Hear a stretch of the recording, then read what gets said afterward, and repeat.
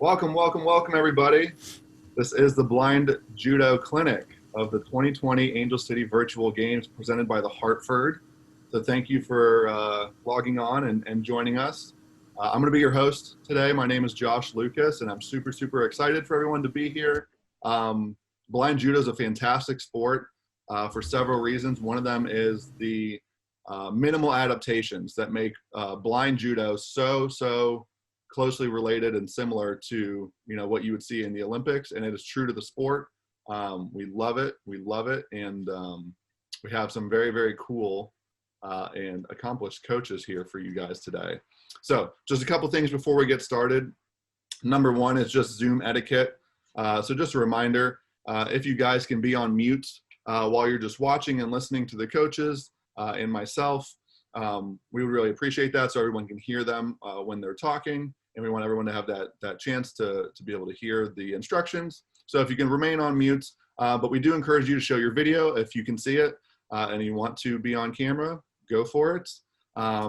And we just want to remind you guys too to please rename yourselves, or if you need help renaming your box, so that way medical and myself know who you guys are. We can help you do that. Just send a message in the chat. If you're on an iPad or an iPhone, the chat is under the more. If not, the chat is at the bottom of the screen. If you're on a computer, and you can click that. We encourage you guys to chat with each other. Please be social. You can talk during the presentation. You can type questions in there, whatever you need, okay? And you can question myself or medical directly if you have any questions about that. We are very fortunate. We have our medical volunteers, medical team. Give them a big wave if they can see their screens. Thank you. So medical's here. They want to remind you guys to keep your water nearby, like they said. Make sure you have your space set out and you're good to go. But if you're having any issues, if you have any trouble breathing, you feel like your heart is racing, anything like that, you can message them. Any questions at all, okay? They're here for you guys. So last but not least, I'd like to take a chance to thank the sponsors. So again, thanks to the Hartford, the presenting sponsor, for really taking care of Angel City and being a part of this new virtual journey. We really appreciate that. Adaptive Apps, thank you for them. They built a really cool adapted online portal for us to sign up for the games. And we're big, obviously, in the blindness community with accessibility, so thank you to them. And of course, thank you to Wayfinder. Wayfinder Family Services has been serving the blind for 65 years now, and do a lot of cool things. They bring the expertise for those who are blind with sport, and we want to thank Wayfinder also.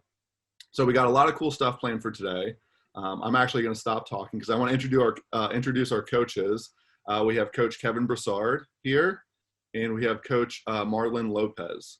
And I will let them do a brief intro about themselves. Then we're going to show you guys what blind judo is. We're going to play a quick video, and then we're going to get right into some blind judo exercises. So if that sounds good, we're ready to go. Kevin, you can intro yourself first, and then Coach Marlon, you can go second. Thanks, Josh, and thanks everyone for jumping on, and hopefully you'll get some good takeaways from our seminar today. I'm Kevin Brousard, and I competed in judo from 2015 through 2018. I competed in the heavyweight division. I'm about 6'5", 290 pounds. I'm one of the big boys you see out there fighting on the mats. And I previously did track and field as well. I was a shot put and discus thrower. And then from 2015 to 2018, I competed in judo. I live in Colorado Springs, where I'm live from right now. And in Colorado Springs, we have the Olympic and Paralympic Training Center. So when I was competing, I was training out there with the top Olympians and Paralympians in the country, and had a chance to travel and compete for Team USA in judo. And I was a 2017 national champion in the heavyweight division as well. So really excited to be on with you guys. And in my day job, I also work for the U.S. Association of Blind Athletes, or USABA. We do a variety of blind sports, and I serve as the programs and finance director. And I will throw it over to Marlon now.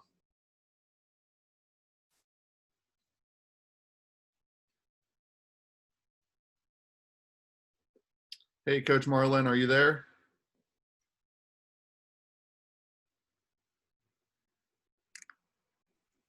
There you go.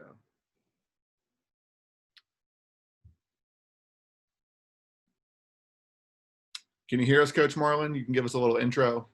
Can you hear me? Yes, sir. Can you hear me now? Yes, yes. Okay, so I was able to hear you guys, but I guess, well, my name is Marlon Lopez. I participated in the 1996, 2000, and 2004 Paralympics in the weight category of 66 kilos. It was actually 65 in 96, and it got moved up to 66 in 2000. And I got a bronze in both games. In 2004, I ended up 7th. I went up to 81 kilos. I've been doing judo for about 25 years.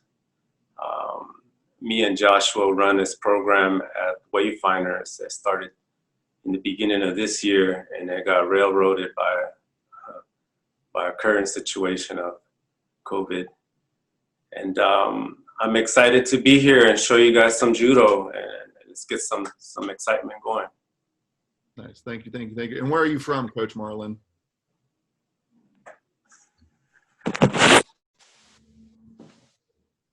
Just wanted to share, where are you from, Coach Marlon? Yes. He's from Los Angeles as well. So we are here. So I'm going to show a quick video, and it will explain some of the background of blind judo. Obviously, our coaches will touch on that, and then we're going to get into our exercises. So let me bring up the video, and I will share screen. All right. Hi, I'm Scott Moore, three-time Paralympian and the first American to win a gold medal at either the Olympic or Paralympic Games. As an athlete who is visually impaired, I am familiar with common limitations and misconceptions about the athletic capabilities of those who are blind and visually impaired. I am proof that even the smallest sport adaptations can have a profound effect not only on one's ability to participate in athletics, but also in exposing members of the blind community to their own physical prowess and potential for an active lifestyle. Blind judo is only one of several adapted sports. Through this video, you will witness how easy it can be to adapt a sport for the blind and visually impaired.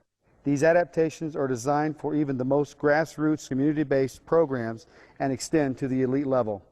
Judo has been an Olympic sport since 1964, and in the Paralympic Games, the largest athletic competition in the world for athletes with physical disabilities since 1988.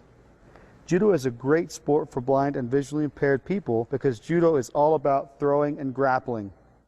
There are some adaptations for blind and visually impaired athletes, but they are very minimal, so they truly are playing the same sport as their sighted counterparts.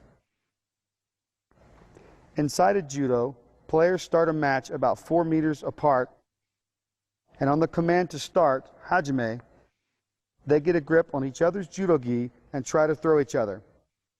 In adapted judo, the contestants start with a two-handed grip, one hand on the opponent's sleeve and one hand on the lapel at the chest level. On the command of hajime, they try to throw each other. In an adapted match, if both people lose contact, the match is stopped and they are moved back to the center of the mat where they reestablish their grip and start again. The only other difference between sighted and adapted judo is that if sighted players go out of bounds to avoid an attack, they can receive a penalty. But in adapted judo, no penalty is given for going out of bounds. The grip and out-of-bounds rules are the only adaptations for adapted judo, which makes it easy for blind and visually impaired judo players to compete against sighted athletes. If a visually impaired player has good enough vision, they can compete against sighted opponents and play sighted rules.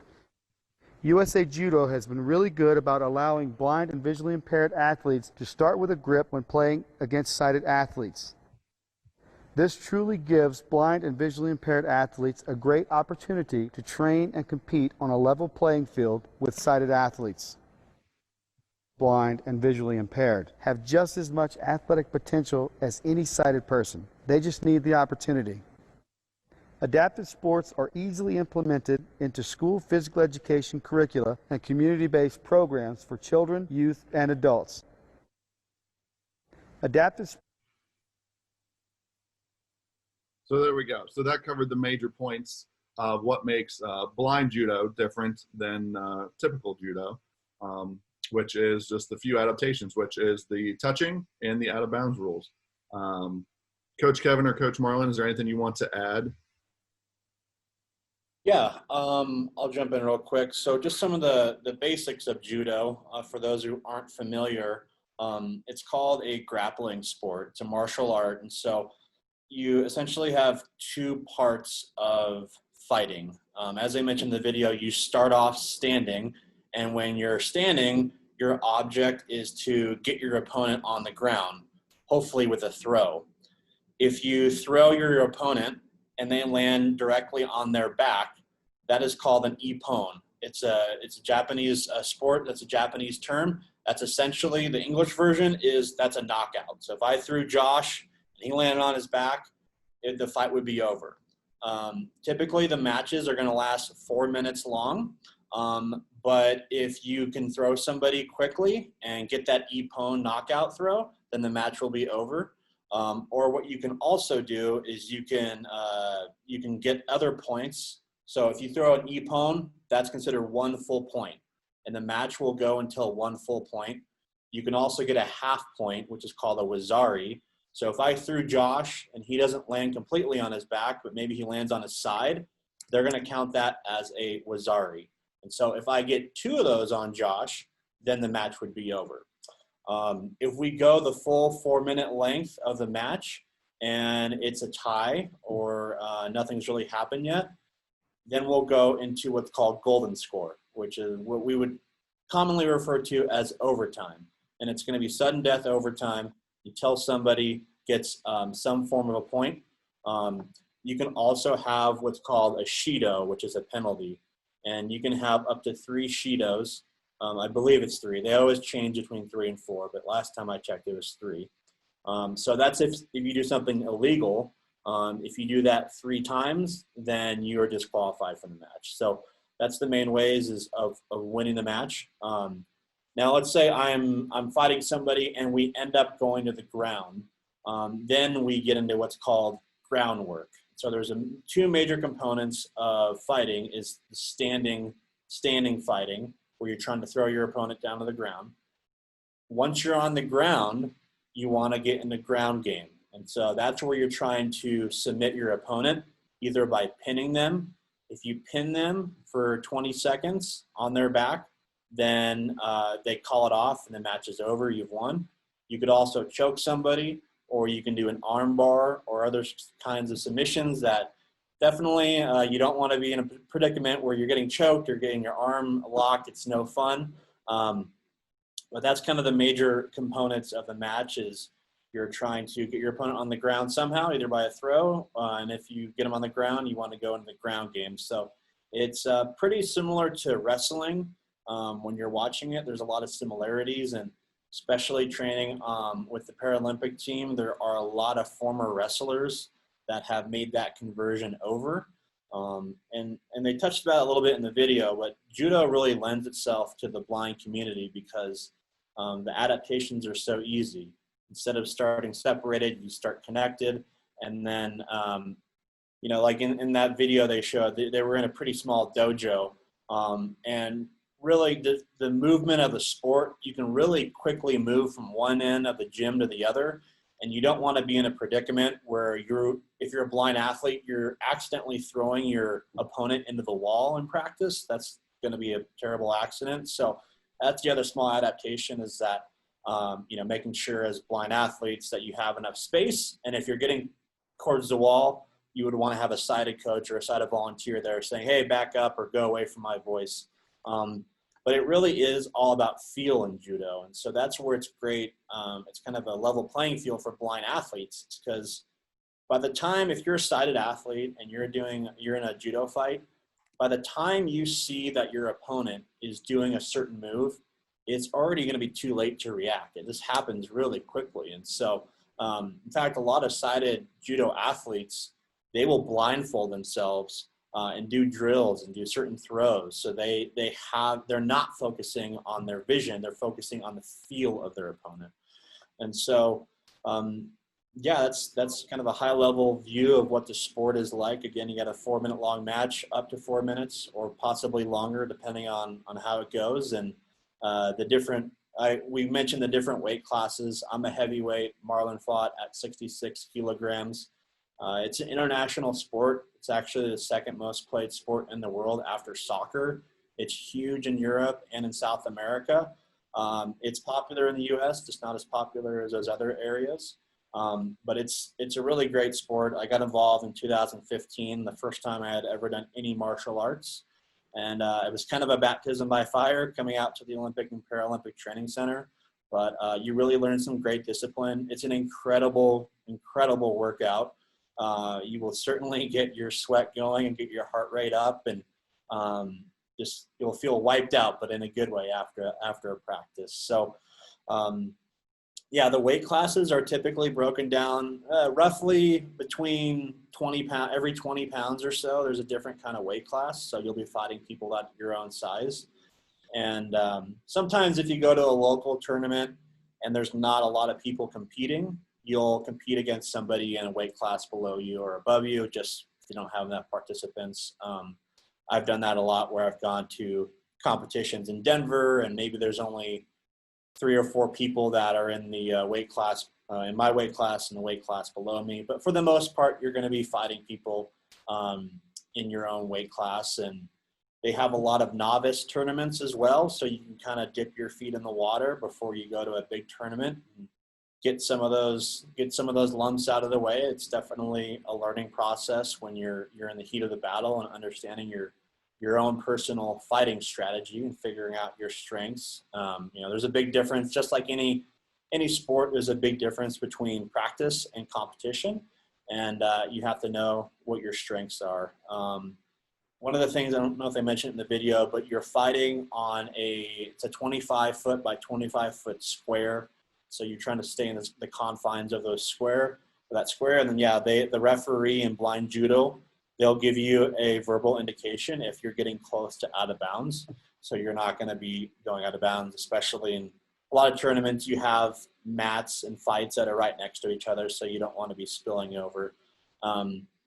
So yeah, that's a very high level view of what judo is. And Marlon, do you have anything to add to that?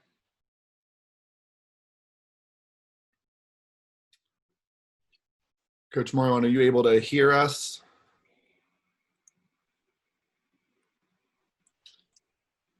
We can't hear you, Coach Marlon. You might have to pick up your phone. We're not able to hear you. I said that was a good explanation. I got nothing to add. Do you just want to touch really, really quick, Coach Marlon, about the importance of falling in judo? You must learn how to fall. The better you relax to a fall, a risk of injury is majorly reduced. And the sport is pretty much taking falls and learning how to take a fall and translating that into life, that, you take a fall in life, you could always get up and start over. You could take many, many falls and still come back and take over and start over again. Thank you. Very important. Usually it takes about 6 months to learn properly how to fall and to relax into it. So most dojos will always open up with practice falls, hukime. Yeah, it's really tough because our natural reaction when we fall is to tense up and brace for the fall. It's actually the worst thing you can do. It's going to make your pain in your muscles and your bones a lot worse. And so you have to fight this mental battle of your natural reaction to tense up. But like Marlon said, if you relax into it, it's a lot easier. But yeah, you definitely want to practice that with an instructor that knows what they're doing and make sure you're doing it in a safe manner. Yeah. Along those same terms, always good to warm up and stretch your body before you start any kind of rigorous activity, but especially judo, since it's such a latched on sport. I mean, you're in full contact, resisting and pushing and pulling at the same time, which results in concentric, excuse me, activation, which is a very powerful expenditure of energy. And so you think you're only going to compete for 4 minutes out there, but 4 minutes could get stretched out and feel like 25 minutes of work. It's just because you're full on. So it's quite demanding, and your body demands to be loose first, because the stiffer you get out in judo, the harder you're going to take a fall. And if the other guy relaxes into the movements, you're just going to go flying, because you're so resistant to movement, and they catch you, you just go over like a board. So that's the beauty of judo, is that you have to learn how to work against those two different powers of relaxation and full strength, and kind of find the middle grounds. Nice. Well, I think that's a good segue, Coach Marlon, if you want to get into the stretching and the warm-up. So if everyone has their space ready, if you want to start, you can describe some of them, or if you want to demo some stretches. So because I have issues with the audio here, I'm just going to step away and just go over a small little routine we usually warm up in. Okay. It only takes about a minute or two. And I will describe it. Hopefully you two guys could just describe what's going on. Yes, sir.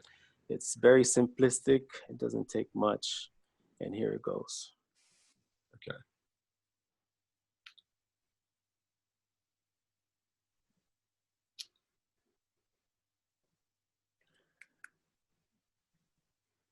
Perfect. You're good.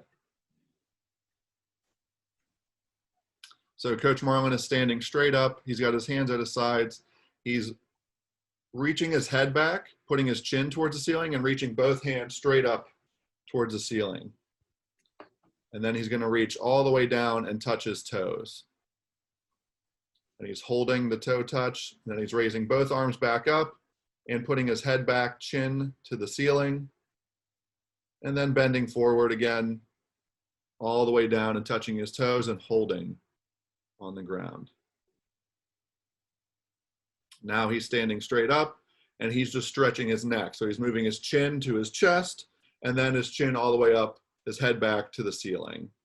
So he's stretching out his neck.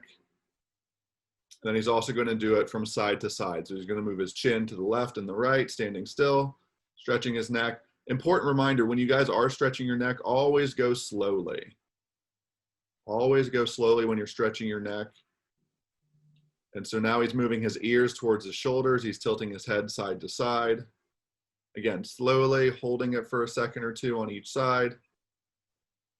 And then he's slowly going to move his head in a circle. So he's going to move his head forward and roll it around again, slowly.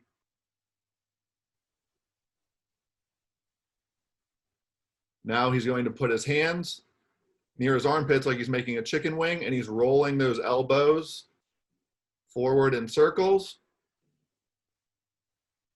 And then he's going to stick his arms out to the sides and roll them out in big circles. Now he's doing a torso twist. So he has his arms out to the sides and he's twisting just at the waist. And then he's going to put his hands on his hips. He's going to bend forward and he's rolling his entire trunk. So rolling his entire trunk forward, up, down, and backwards in a circle from the hips. Then he's doing, it looks like he's doing a hula hoop. So put your hands on your hips and you're going to work your hips out and stretch those out like you're moving a hula hoop. So move your hips in a circle. Then he's going to bend down, put his hands on his knees, and he's going to move his knees in a circle also.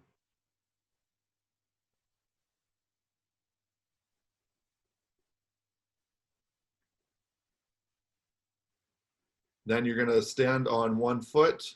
You're going to point your toe of your other foot, and you're going to roll that ankle. So one at a time. So both feet are on the ground. You're going to point one toe and roll that ankle in a circle. Then you'll switch feet. Roll the other ankle.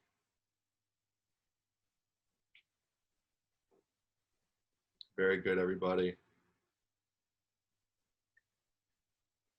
Very, very nice. Very nice. Thank you, Sensei Marlon. Thank you, thank you, thank you. Thank you, guys. So once everyone's stretched, everyone's warmed up, Coach Kevin and Coach Marlon are going to describe a few basic judo moves, and they're the beginning of throws. Obviously, when we do these, we're not going to be throwing anybody, but we're going to still just go over the motions and what your body should look like. So when I can, I will help audio describe what they're doing if you aren't able to see your video. But if you guys have your space, Coach Marlon, do you want Kevin to go first? Yes, and you see, hopefully Kevin's speaking or voice system is working well, because I won't be able to describe, because as soon as I get away from the phone, I don't hear anything. Yeah. So what we can do is, Kevin, do you want to say which one you're going to do first? Then Marlon, you can just go demo it, and then we can all do it together. How about that? There you go. Okay. That's Yeah, perfect. I will. Yeah, we can go over the throw. I'll give a little verbal description, and then we can demo it, and Josh can describe what we're doing. But so the first throw we're going to go over today, it's called a leg throw, and this was kind of my go-to throw when I was competing. It's called Osoto Gari. Osoto Gari, and this is so I'm a right-handed thrower, so I'm going to describe to you what it is to throw from the right side. So if you're a lefty, just do the opposite. So in judo, your main grip that you want to get for most throws, not all throws, but a lot of throws, kind of your base is going to be, if I'm a right-handed thrower, I want to have my right hand, my power hand, I want to have that on what's called the lapel, pretty much the collar of the judo gi, which is a pretty thick material. So I want that on the right side, my right hand on their right lapel, and then I want to have my left hand on their left sleeve. So the bottom of their left side, I want my hands so positioned like this almost. And so with Osoto Gari, what I want to do is I want to get their weight onto the right side, on the right side of the opponent. So what I'm going to do that is I'm with my left hand, I'm going to pull almost like a lawnmower. If you're pulling a lawnmower to the side, I want to pull that to the side, while at the same time, I'm driving my right hand to the left as well. So essentially both hands are pulling towards the left. So I'm doing that hand motion with the left hand side. And then what I want to do is, so ideally with that movement, it's going to be very quick, and I'm going to be pulling all the way through. I'm not going to just do a quick pull and stop. I'm going to have a continuous pull. And then hopefully their weight is going to be all on their right foot. And so next, I want to take the weight off of their right foot by swinging my right leg through. Almost like, if you guys know, like the do-si-do, it's almost kind of like that. I want to swing my leg up, and then I want to bring it back down and almost get my calf to their calf and take their right leg out. So if all of the weight, if I've done it right and I've pulled to the left, all their weight's going to be on their right foot, and then I'm going to swing that leg through, and I'm going to cut that leg out, and then they'll have nowhere else to go but the ground. So that's the object of the throw. So yeah, we'll go through the motions here in just a minute. I'm pretty tall. I'm in a conference room. Hopefully you guys can see the extent of my body. But Marlon and I will kind of demonstrate that. And Josh, if you want to kind of describe what I'm doing. And we'll just go through a few repetitions of Osoto Gari. Yep. I will audio describe. So we have Coach Kevin and Coach Marlon. Yeah, and typically you're going to have a partner when you're doing these, so it's a little bit harder to do on air. It's not going to look as seamless, but you guys will get the idea. Yes, you can still go through the motions. You can definitely still practice your steps and stuff when you're at home doing judo by yourself. So Coach Kevin, he has his left hand a little bit lower than his right hand, both hands up in front of him. He's pulling his left elbow back towards his back, pushing his right hand forward, and he's moving his right leg forward. He's bringing his knee up, putting his leg forward, and then pulling his leg back as if to trip someone. So moving your hands first, you're going to twist those hands, pull your left elbow towards your back, right hand forward like you're twisting the opponent to the right, and then you're going to bring your right leg forward, put it behind their leg, and you would pull it back. So he's doing a few reps of that. So you want to practice this. Upper body twisting, so he's got his left elbow going back, right hand going forward. Think about you would be twisting them. Then he's lifting that right leg, bringing it forward and pulling that heel towards his butt to trip them. Sensei Marlon, if you want to do a couple reps, you can do a couple reps. We can get a view of you.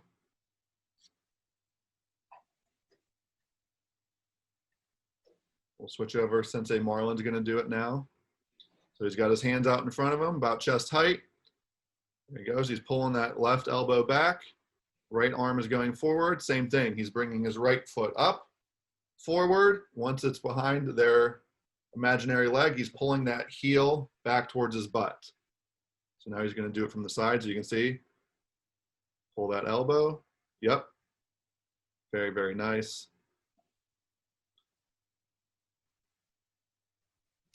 We have a question in the chat. Are you twisting the body? Yes. The goal, correct me if I'm wrong, Coach Kevin and Coach Marlon, the goal is you're twisting their body to the right first, so all of their weight is on one foot. Then the goal is to put our leg behind that foot that the opponent's weight is on, and we are going to pull it back to hopefully knock them to the ground. Yes, Yes. correct. So in judo, you're almost never going to throw anybody from a standstill position. There's always going to be movement into the throw. So in this particular throw, most likely you would be circling around in some fashion. And so just with the momentum of your opponent, you're probably not going to throw them directly back. It's going to be more of a back and at an angle. Marlon, would you agree with that? Yes, if that circumstance is just like it is, but you know, just learn the best thing to do is just learn the throw in multiple angles, because you never know what's going to come up. But definitely what he says is true. You follow the motion very much so. And yes, we have a question in the chat. Are you holding on to each other the whole time? Yes. So Yes. So in blind judo, if you get disconnected, they call mate. They get you squared up again, latched on, and then hajime, which means begin the match again. So you're always holding on to your opponent, always. Yep. Nice. All right, very cool. Do we want to move on to the next one? Coach Marlon, do you have one you would like to do? Yes, so I'll explain real quickly the motion. This is going to be an arm throw. And basically in judo, there's 4 categories of throws. There are arm throws, there are hip throws. I heard someone just say that. Hip throws, and there's leg throws, and there's sacrifice throws. Just for today's purposes, we're going to skip on sacrifice throws because it involves you sacrificing your own weight. So basically you're falling to the floor, committing yourself to that, to take your opponent over. So this next one will be Ippon Seranage. And Ippon Seranage is an arm throw, and very, very common. You'll see these in most movies. So a right-handed throw, I'm standing with my imaginary partner in front of me. I'll take his sleeve with my left hand, wrap it up, pull it towards me.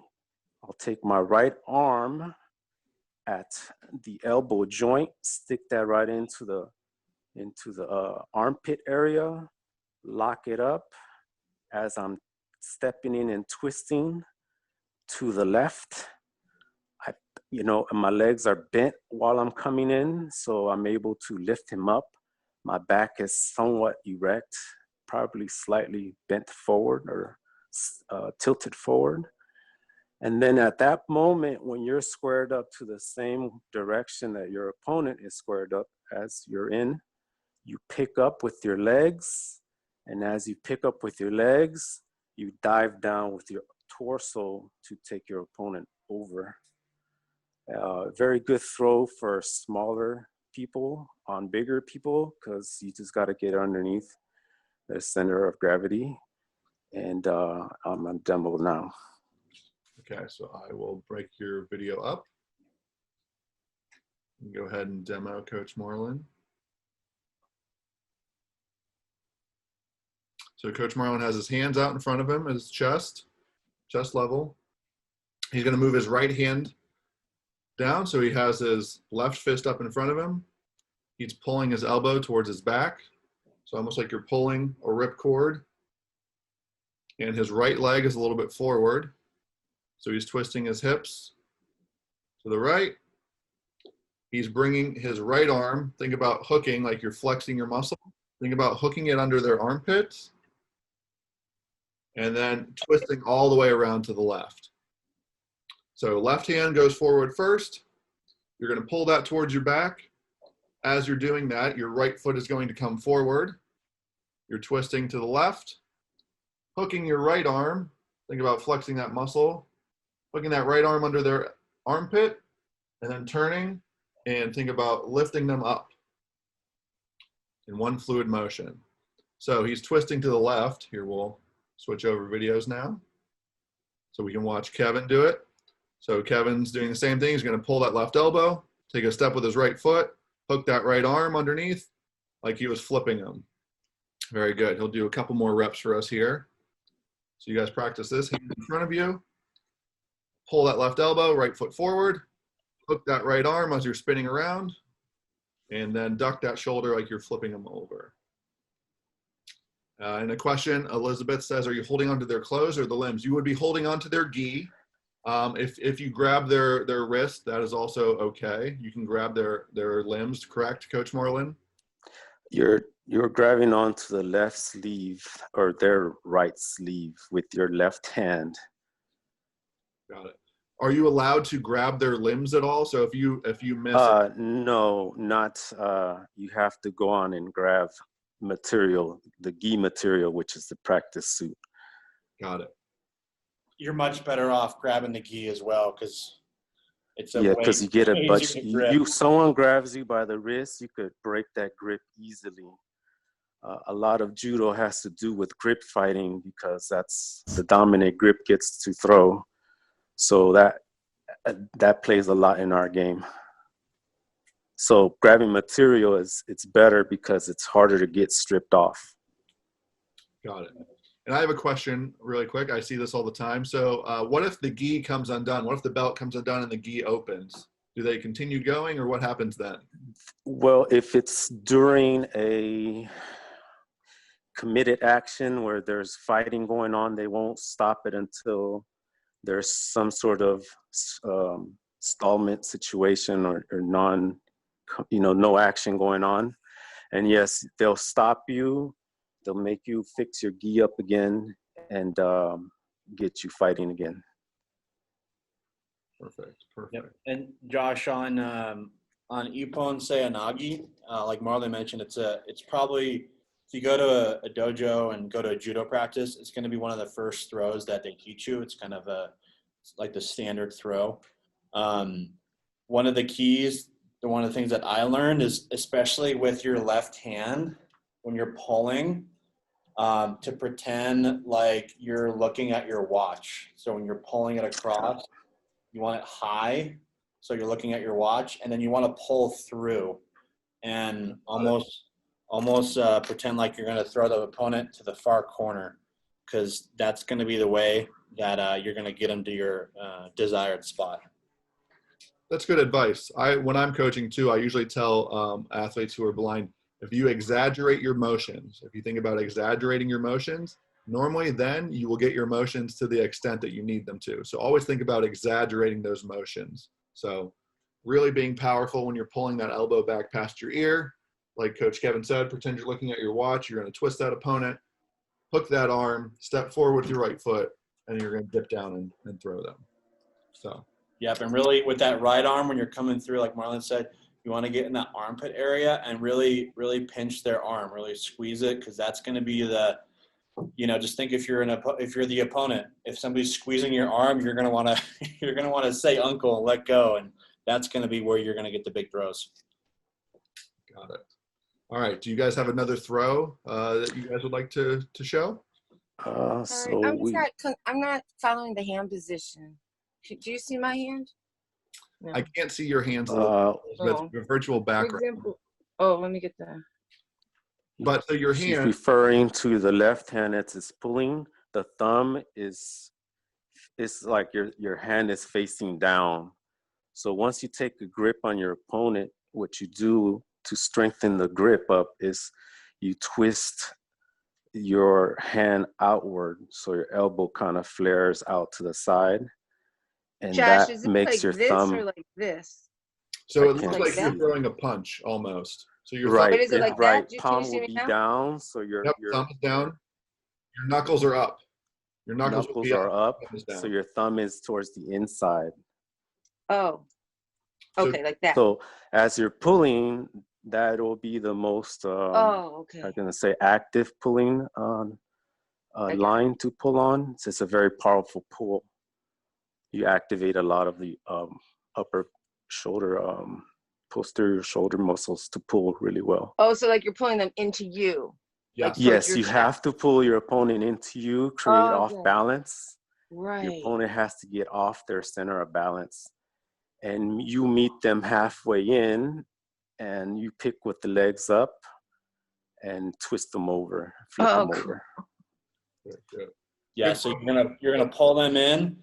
Then as you're pulling them in, you're gonna squat down, and you're gonna put your back to their stomach area, and then Oh. they're gonna You're hit that facing the same barrier. direction. They're Yeah. facing at that moment. Yeah, sorry. Like you're gonna carry them on your back or something. Exactly. Like you're carrying a sack of potatoes. on And your what back. you want to accomplish, you want your hip line or belt line to be underneath their belt line at that moment, so you could pick them up easily. Oh, cool. So is judo all? It's not really hitting, right? It's all just holding No, on there's and. no strikes allowed. No, That's not awesome. permitted. That's awesome. It's very much a grappling sport. It's like wrestling. That's why it's for the blind. Yes. Yeah. Oh, that's so cool. And you know where your opponent is at all times because you're holding on. You have to. So like you say, if they break you off, a B1, which is considered to be totally blind category, that's what they categorize them as, a B1. B2, B3 are your very sighted upper, they're about to go out of legally blind status. And so when you get a B1 against a B3, if they break off, obviously the B3 with more sight has the advantage. So they call mate. They stop the fight. They put you back into the middle, lined up, squared up to one another. You latch on to your grips. You know exactly where your opponent is. And then they call hajime, which starts the match again. Oh, that's so cool. So you're divided between weight and blindness and vision ability? Right. So everyone has their 7 weight categories, and there's just classifications of sight, but you're not divided amongst classifications. You fight any classification in your division. But they make it fair to the B1s by calling mate when you guys break off completely. Yeah, that's totally fair. Right. Yeah. They try to make it as fair as they can. Yeah. Okay. So I know you want to show a couple more throws, and then Elizabeth, we have time for questions at the end. We'll have time at Q&A. Okay. So this last one, we covered an arm throw. We covered a leg throw, and now this will be a hip throw. I heard someone say that earlier. There is hip throws, and this is also one of the first throws you'll learn at a dojo when you're first beginning, and it's called Ogoshi, and it goes like this. I'm gonna back up now.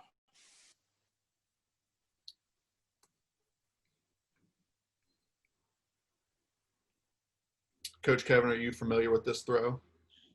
Yeah, I believe so. Again, so I'm a big guy, so some of the throws, like I learned Ippon Seranage, but I probably never threw it once in my life. So it just depends on. But yeah, I think I remember this one. Okay, so I will audio describe what Coach. I'm sorry. Can I describe the throw real Yeah, quick? you describe it, and then I'll audio describe it as you're doing it, Coach Marlon. Right. So quickly, you're again standing right in front of your opponent. Your left hand is grabbing onto the sleeve, and your right hand initially grabs the lapel. So what you do is you let go with your right hand on the lapel, and you sneak it underneath their armpit and go around their back and grab material on the back. You could either grab the Ghee, which is, Ghee material of the practice material we use, or you grab the belt, which is at hip level. So you reach between the armpit and around the back, and you grab that. As you do that, you're stepping in with your right leg. So it's a 1-2 step. Is a right leg, left leg steps in as you twisting in. You pick them up with your hips and you twist them over to score the throw. So here's the demo. Okay. So it's almost like you guys are giving them a hug. You're pulling yourselves into them. So left hands are up in front of you. Okay. Keep that left hand on their sleeve. You would reach your right hand around almost to the back of their waist. And as you're doing that, you're twisting around, you're lifting up your hips out to the right a little bit, and you would throw them. So hands in front of you. You step in with your right foot as your right hand goes behind them. Grab the back of their shirts, and then you stick your hips up, twist, so that they would be tossed to the ground. So reaching around with that right hand. While you're reaching around with that right hand, you'd be grabbing the back of their shirt. Think about grabbing the back of their Ghee. So like you're almost like you're giving them a hug. You're pulling that left elbow back. Right hand goes around like you're going to hug them as your right foot goes forward. And then you're spinning around and sticking your hips up.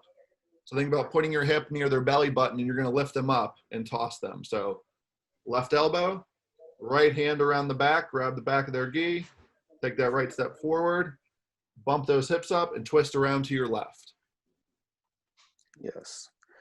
You want your hip placement to go on your opponent's right leg. So it's almost like you want to stick your hips right in the middle of their right leg, pick them up, and twist them over. Yes. So you're putting, like Coach Marlon said, think about left hand pulls first, break it down into the parts, and then you got to put it all together. So left hand pulls, right hand goes around, grabs the back, either near their belt or the back of their Ghee. I'm taking that right step forward so I can twist. My back's going to be facing them. And then I'm bumping my hips up on their leg, and I'm going to push them. So you are spinning around to the left. Very, very good. So yeah, you'll be essentially, once you get the hip movement and you twist, you're going to be tilting their shoulders, and that's what's going to create the eventual fall to their back. Yes. And when you guys are practicing it, don't be afraid to break it down into steps first before going for one full motion. Once you get more comfortable with the steps, then it's doing all those steps at one time so you can go through the whole motion. But think about it in steps first: pulling, reaching around, stepping through, twisting, and then sticking those hips up and leaning forward. Very good. Coaches, do you have one more throw you want to demo? We have time for one more, and then we will get into our Q&A. Well, I could go over another leg throw or variation of our throws. We just learned there's many variations to those same throws we just went over. Or there's another popular one which was called do you know a Tayatoshi, Kevin? I believe so. I haven't done judo in a couple of years, so it's I remember the names, but you got to. So this one is cool for a lot of people because they like it because it's like a leg trip. So I'm gonna describe it quickly. So most of these, like you guys will realize, has to do with a pull first. So pull is very important for judo to develop your back muscles, real important in judo, because that's basically what we use. Yeah, someone just described the title. So again, it's like you're doing a Ippon Seranage motion, but you're gonna keep both hands on your opponent. So your left hand grabs their right sleeve, your right hand grabs the lapel. Yeah, someone said a big butt throw, that's about right. So you're gonna take so first of all, your feet should be squared off. So think about your feet as being the bottom of a triangle, and your right leg is gonna step up to the top of the triangle. Your left leg goes around and steps in the other side of the top of the triangle, and you reach across with your right leg right in front of their other leg, their right leg as well. So the back of your knee is right underneath their right knee. So you pop that up as they're twisting them over. And I'll describe, or I'll demo now. Perfect. You can demo and I'll describe, and then Kevin can demo also.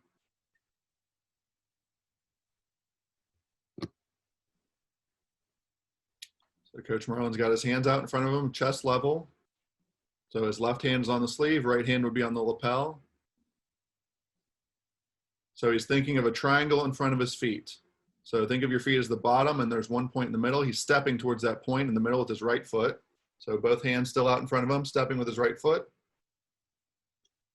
Up, his camera turned off right as we were doing it. I don't think he can hear us. We got to try and get his camera back. There you go. Your camera turned off, Coach Marlon. We'll try that one more time. There we go. So he's got his hands in front of his chest. Again, your feet are the bottom of the triangle. He's stepping with his right foot forward, turning his hips a little bit to the left. Then he's turning almost all the way around, continuing to the left. And he has his knee bent. His right knee is bent like a lunge. And he's twisting his shoulders, right shoulder towards the floor. Okay. So you're taking your right foot forward. Very good. So your hands are out in front of you. The right foot goes forward towards the middle. Left foot goes back. You're doing a complete 180. So you're now facing backwards. And as you're doing that, you're going to move your right shoulder towards the floor when you're spun all the way around backwards, and think about throwing them over your back. So a Tayatoshi is very much a wind-up throw. It's a tripping, twisting action that you're doing. So as you're stepping in, a 180, like Joshua was describing, and then your top body, the top part of your body keeps twisting the same direction. So it's a spinning action, but you have to get to that position where your right leg is anchored underneath their right leg below knee level. Very important, because you don't want to injure your opponent. So, you know, right around mid shin level, it's good. And then when you pop your knee up, you know, you're getting them off balance while you're twisting your torso completely over. And that causes your opponent to go over. Yes. Yes, Elizabeth, there's a spin. It is a spin. So you're moving your right foot forward, then you'd be moving your left foot backwards, spinning around. And the whole time you still have a grip, left hand on their sleeve, right hand on their lapel. And you're just trying to lean into them and spin them around with you before you tuck your right shoulder and throw them. And this is called a Taiatoshi. So one of my first loves. Yeah, and a lot of these judo, you have to be on the balls of your feet. If you're flat-footed, nothing's going to work. It's not going to work very well. So a lot of those, when you're throwing, Yeah, there's a rotational aspect that you have to have. Again, we're showing you these movements kind of static just from standing still, which is great when you're learning, but you still want to make sure you're not flat-footed and you got some bounce in your feet whenever you're doing these throws, because there will be a lot of momentum and stuff going on, and you want to make sure you maximize the momentum of your opponent to your ability, to your benefit. Correct. I think it's also important to remember, obviously, we're practicing the skills in a perfect world. One of my favorite things about blind judo compared to sighted judo is blind judo is action from the beginning. And sighted judo, again, you're starting those 4 meters apart. You get a little chance to feel out your opponent. And blind judo, as soon as they say hajime, you already have contact, so it's immediate. You gotta go. Action time. Yeah. That's one of my favorite aspects of it. But it's important to remember, like Coach Kevin said, you want to be light on your feet because that opponent's also trying to twist you and they're trying to pull on you. So it's not just going to be you doing everything you want. You got to be able to balance out what they're trying to do to you as well. So thank you guys. Let's give it up for our coaches. Thank you, thank you, thank you. Virtual claps, real claps, all are accepted here. Thank you, thank you, thank you. If you guys want to get a quick drink of water, and if anyone has any questions, everyone's feeling good. Remember, medical is here. You can reach out to medical, okay? If you have any questions, make sure you're feeling well. And we are going to get into our question and answer portion. So, Coach Marlon, you can turn off your video. You can just use your phone for this one. We'll just ask some questions. I have some questions I'm going to start with. And then you guys can type your questions into the chat, or you can raise your hand if you want to unmute yourself and ask a question, okay? And then we'll end, before we go, we'll end with what the challenge will be for Saturday. So we'll do a quick little Q&A, and then we'll end with what our challenge will be for Saturday. So, so the first question I have, Coach Kevin, is, what is one of your favorite things about judo? So I know a little bit of what pushed you to judo, but what are some of your favorite things about judo, and why did you decide to engage in the sport? I think my favorite thing about judo was beyond just the physicality of it and how great in shape you will get from doing judo, you also build a lot of mental strength. And I remember, like, there was a lot of practices where, you know, I was the biggest guy in our dojo by about 75 pounds. So we'd be doing conditioning drills for people that were way smaller than me, but I had to keep up. I had to still do all the drills. And there was a lot of times I was convinced I could not take another step further. But I really got to tap into that mind over matter attitude and pushing beyond what your wildest limits and dreams are, just mentally. Like I can push through almost anything now because I've lasted through some pretty tough judo practices. And then also I really appreciated the process, because when you start judo, there's so much you have to learn, and it's like, it's kind of daunting, and it's like, oh my gosh, I'm like so far behind everybody else. But you know, nowadays we're so used to instantaneous gratification and learning stuff right away. In judo, that's just not going to be the case. You're not going to be good from the beginning, but if you keep working at it and you keep practicing and you eat well and you do the weights and all that stuff, you'll see those marked improvements. And I really enjoyed that part of the process of just seeing like, oh wow, I couldn't throw anybody at all when I first started, and now I'm throwing everybody, and just having that gratification. You do have to be kind of patient with it, but I think it's well worth it. Thank you. Coach Marlon, same question. What made you fall in love with judo, and what attracted you to judo specifically?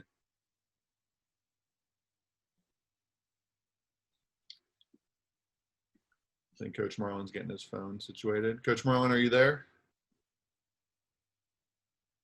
Yes, but you can't hear me though. Now I can hear you. Now I can hear Okay. you. So what got me attracted to judo was I was 15 years old. I was participating with the Braille Youth Center, which had programs for the youth. And I saw a judo competition that was held there, and I was hooked since then. You know, I love judo very much since the first day I started.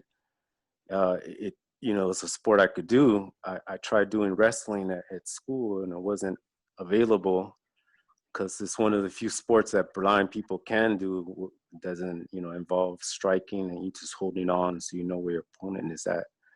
So I would say since day one I saw competition, I was hooked. Nice. Okay, we have some questions in the chat. So this is for both of you guys. You guys can take turns. One of the questions is, do you have to wear a blindfold when you're competing in blind judo? And why or why not do you have to wear a blindfold? No, not at all. Nope. Yeah, It's not allowed, actually. So correct me if I'm wrong, but some blind sports, for those of you who don't know, just like all sports, wheelchair basketball and wheelchair track and field, there's different classifications. Same with amputee track and field. There's a lot of classifications. Blind athletes only have 3 classifications, like Coach Marlon was saying earlier. A B1 is totally blind. A B2 is in between legal blindness and totally blind. And then a B3 has the most vision. But all of them are legally blind. And in some sports like swimming, track and field, you can use what vision you have. You will be classified against other athletes in those classifications, but you're allowed to use your functional vision. That's correct. Yep. And one thing with that is, like in judo, so like in goalball, it doesn't matter what your classification is, you have to wear eye shades. In judo, you don't have to wear eye shades, but when you compete internationally, there's a point system that they have to qualify for the Paralympic Games. And if you're a B1 athlete and you win a match against a B3 athlete, you will win more points as a B1 athlete than if the B3 beat a B1 athlete. So there is some advantage in the rankings, but otherwise you're just fighting without any. Also, another advantage that B1, because they want the sport USA judo wants to see totally blind athletes participate. Right. So they also give the advantage to B1s in this way, that for these Paralympics, because they change the qualifiers every 4 years, but for these right here that are happening in Japan, top 12 in the world make it. So your host country gets first go, number 1 ranking gets second go, and then the top B1 athlete gets number 3 spot, regardless of where they are in the rankings. As long as they're within, I believe, the top 18. I could be wrong with that, but they have to be up there. They won't just take any chump to represent. Got it. And then, so two B1s are actually qualified before any other rankings. So that's another advantage that B1s have. Got it. And also, even if they wanted all blind athletes to wear eye shades or goggles, whatever you want to call it, judo, you are so up close and personal when you're fighting. Yeah, you don't want that stuff in your face. Yeah, it would fall off every 5 seconds. It just doesn't work with how close and just the proximity you're going to be when you're fighting somebody. Nice.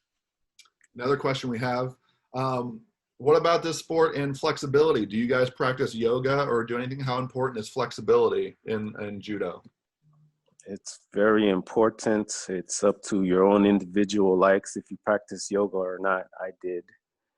But yes, flexibility has a lot to do with judo. The more flexible you are, you just got more to offer, more angles to offer, and risk of injury slightly goes down. As long as you have a functional flexibility mixed in with some strength into the joints. Joint strength and muscle strength has to be present as well. Yeah, totally agree. It's not only for being in competition, because you'll be put in situations where you're going to need some flexibility for sure, And then also for your overall recovery, because judo can beat you up pretty good. So you want to make sure you have some good stretches in there to keep yourself strong and nimble and flexible enough. I know I never did yoga.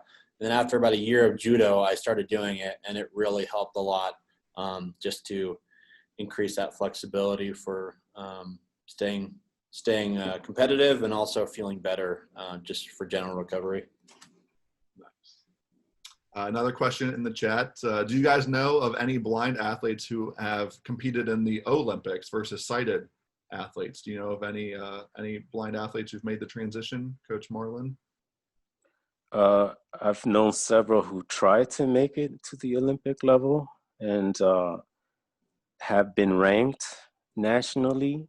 So that's a good thing, but no one's ever made it to the Olympics. Yeah, it'd be nice to have one in the future, though. That's what I'm trying to do. There's some really competitive sighted athletes, like Marlon mentioned, that have gone pretty high up in the U.S. ranks. The first ever gold medal won in the U.S. was for judo, whether Olympic or Paralympic, was a guy named Scott Moore, who was on that video we saw earlier. And there's only been one blind American who has competed in the Olympics, and that's her name is Marla Runyon. She was a distance runner in track and field. So it's pretty rare, but there is Marla. I actually know her. Accomplished that. Yeah. You guys are also getting some love in the chat. Rhonda said thank you. This was awesome. So she wanted to give you some kudos. Thank you for that, Rhonda. I have a question, Coach Marlon. Do you remember, can you describe how you felt when you won your first bronze medal in the Olympics? Chills up the back. So what was going through your head? No, it was a good time. I was 19. I was 20 years old. So anything at that moment was good. And I came into the games not believing, that I could do much. And coaches proved me wrong. And, I trained hard enough and I came out with a bronze medal match. And I actually got featured on ABC as being the first Paralympian to win a medal at the 96 Games. So that was good. Enjoyed that very much. What about you, Kevin? What about winning a national title in judo or even one of your world championships in throwing? What was that feeling like? Yeah, it was a really great feeling. When I won my national title in judo, in my first match of the day, I tore a muscle in my foot and I was in so much pain. So when I finally won my last match, I was just kind of happy to be done fighting that day, to be honest. But again, you see, it was a really good thing to look back at that process and looking at where I started. I was a white belt and I was getting my butt kicked every day. And then a couple of years later, I was a national champion. And I'm a 3-time world champion in track and field. So it's great to think back to all those days that you've spent in the weight room and at the track and practicing and all the long hours and traveling and all that stuff that goes into being an athlete. And, that's the reason you do it, is to hear the national anthem being played while you stand on the podium, knowing that you're the best in the world. It's a pretty incredible feeling. Nice. I have another question for you guys before we go really quick into our practice for Saturday, the challenge. But so one of my favorite things that I love about coaching athletes who are blind is I've been blessed enough to know some of the top athletes who are blind and know that they came up through the avenues of just learning blind sports through things like Angel City Games and camps, summer camps and things like that. So what would you say to kids right now who are dreaming about being in the Paralympics and if they can achieve that? What would you say to them as being both, guys who came up in that same thing? You just learned the sport that you loved and you trained it. Is it possible? How can they chase that dream? Yeah, I would say don't be afraid to try. I see a lot of kids that are blind, especially in my work. They're afraid to try something or they've never done something, so they're not going to give it a shot. really push yourself to try new things, because you never know what you're going to love. And keep working hard, plugging away, and you're going to it's your dream. So you got to take responsibility for it. And that means you got to find what the programs are. So if you want to get into judo, you go to USA Judo, find a club near you, or talk to Josh if you guys are in LA and Marlon, and figure out what your local program is going to be. And challenge yourself. Keep pushing yourself to those new limits. When you're trying to set goals for yourself, don't just say, "Oh, I want to win a Paralympic gold medal." Well, great. Well, what are you going to do to get there? Does that mean you're going to set a goal to practice 4 or 5 times a week, or go to the weight room, or whatever your training is? Have those small goals that will lead up to your big goal. Thank you for that advice. Coach Marlon, what would you say to some kids who dream the big dreams like you? If you have an interest, go on and explore it. If you're nervous about it, that's okay. Everything new is like that. Go experience it before you dismiss anything. And if you like it, pursue it. Make your dreams, make plans, because plans are good. Dreams could only take you so far. So develop a game plan, execute it with small goals, and have an end goal. If you want to have an end goal, that's good. But choose something that would extend to life as well. You could take a lot of lessons from most sports or most competitive things that you do. Me being in judo, I'm of course biased. I could tell you that it's helped me a lot with other life situations. Mainly when you have a disappointment, you fail to do something. It's like you getting thrown and losing. You're just gonna get up. Are you gonna give up? No. So you go on and fight the next fight and compete again. If you win, that's great. If you don't, you fall. You come back up again and keep doing it.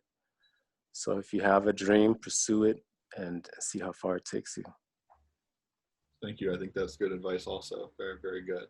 Elizabeth has her hand raised. I don't know if we have one last question before we get to the challenge. I'm going to have to do it out of, the chat window is too bright for me. Sorry. Okay.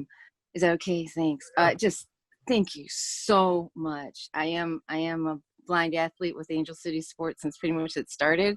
And I love all the clinics, but this is really exciting. I'm so glad that you joined in now. We'll be doing blind things like this with the descriptive. I'm just wondering about, I know you're talking about the competitions. What about just even recreationally? Is this the kind of thing that, can you just join like a local club, or is there like a special things for the blind judo? Or what if, I know you're talking about like the younger athletes, but what about, the ones that aren't younger who still would love to do it? No, like, I is there think options for that? Yep, great question. It is Thank great. All ages are welcome. Younger bodies are nice, so you could develop them. But the older you are, if you want to have something to maintain your body, you could go learn from a local dojo. Just come and tell your sensei that you're just there to learn, self-defense skills, which judo is a great avenue for that. And you're taking care of fitness and health issues at the same time. Just by participating in judo, your body will limber up to a certain degree. If you practice flexibility on top of that, that's great as well. But to no, be honest, I used to do martial arts before became disabled, and I've been afraid of it because I didn't realize that there was no hitting involved. No, so this isn't. is perfect. There isn't. So I'm excited. So I'm also just excited for the athletic growth, and martial arts are phenomenal for what you said, applying to life, but also it's fun.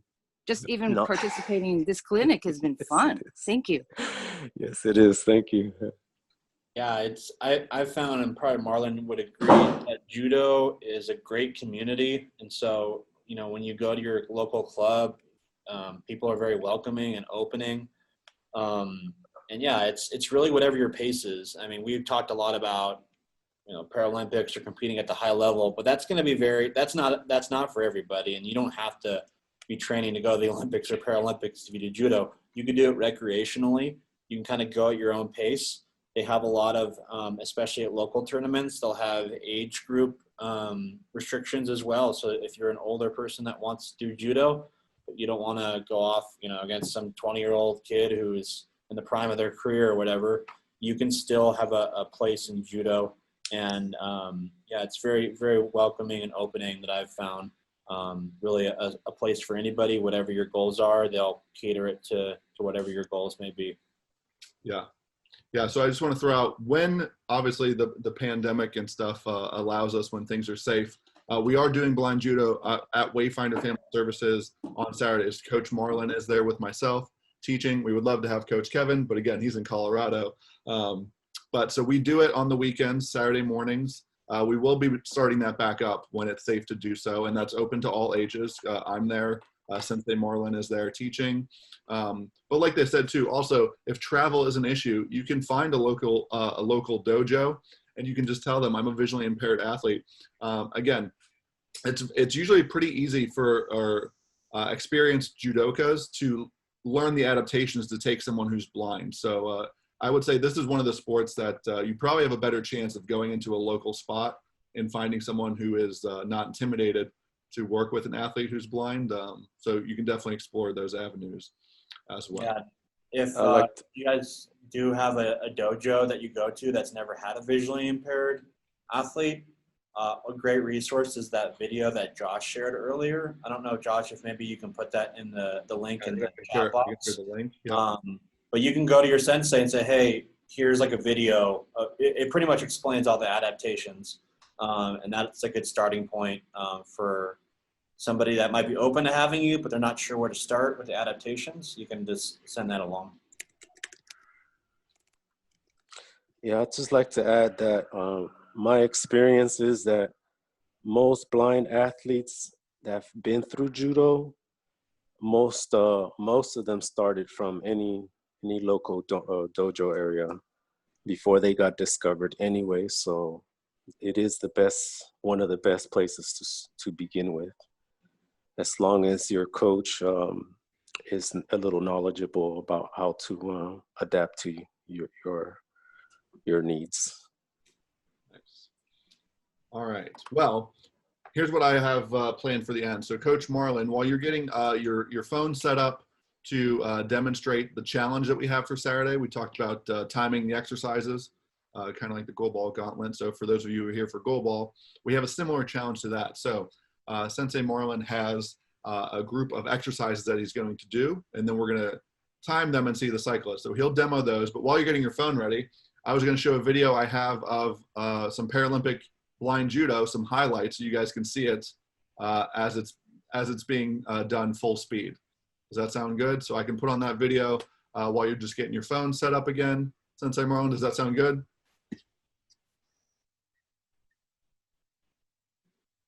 I'll take that as a yes. Okay.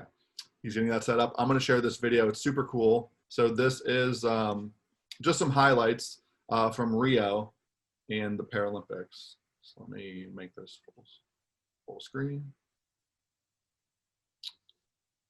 Hold on 1 second. Full screen. There we go. And I'm going to share my screen.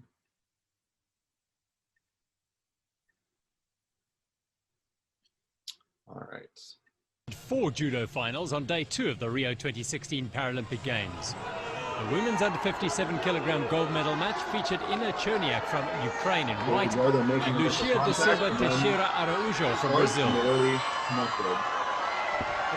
Thinking, oh my goodness me, Cherniak's taken her over, and she's got the hold down. Now, can she hold her? She's got to hold her now for 20 seconds, and you can see the hips went down there, and that is a big surprise, because I thought it was going to be a lot harder than that. Cherniak absolutely dominated that contest. She's the Paralympic champion. Ina Cherniak from Ukraine celebrated her gold medal victory over Brazil's Lucia da Silva Teixeira Araújo. Ramil Gazimov from Azerbaijan and Dmitry Solive from Ukraine in blue battled it out for the men's up to 73-kilogram gold medal. They're tired. Physicality between these two is incredible. You can feel it. We've got to hold off for 12 seconds. That might be it. That's a Yuko. Oh, it's given an Ippon for that. Probably given for the bridge. Ramil Gazimov wins the gold medal. It was a great technique. It was in the dying seconds of the contest. It really was a great match. A delighted Ramil Gazimov from Azerbaijan took the gold medal, while Dmitry Solive had to settle for the silver. Irina Husieva from Ukraine was up against Davis Rodriguez in blue from Cuba in the women's under 63-kilogram gold medal match. So this is a good one. So you can see they're pulling each other. Great attacking. That's going to be a score. Wazari scored. And what a brilliant technique that was from Rodriguez. Rodriguez takes her over, and she's not going anywhere from there. And the seconds are ticking up there. She's already got a Yuko on the board. She just needs another second, and she's got it. Paralympic champion, Rodriguez of Cuba, gets her second Paralympic gold. There we go. She was the winner in London, and now she's the winner in Rio de Janeiro. Just a little taste. You see it full speed and see how it's going. I think that's really, really cool. I wanted to share that. So, nice. Sensei Marlon, do you want to describe what you're going to do before you? Would you like to describe what you're going to do before you demo it, and then I can describe it as you're doing it? Yes. So this is a full body drill. Performed left and right-handed throwing, so it's really good for judo. Once you get to the higher levels, that you could do both left-handed and right-handed throws. So practicing both is recommended. So this is going to start off stand up in a stand-up position. You're going to drop down into a sprawl or go into a push-up position. And your whole body goes down to the floor.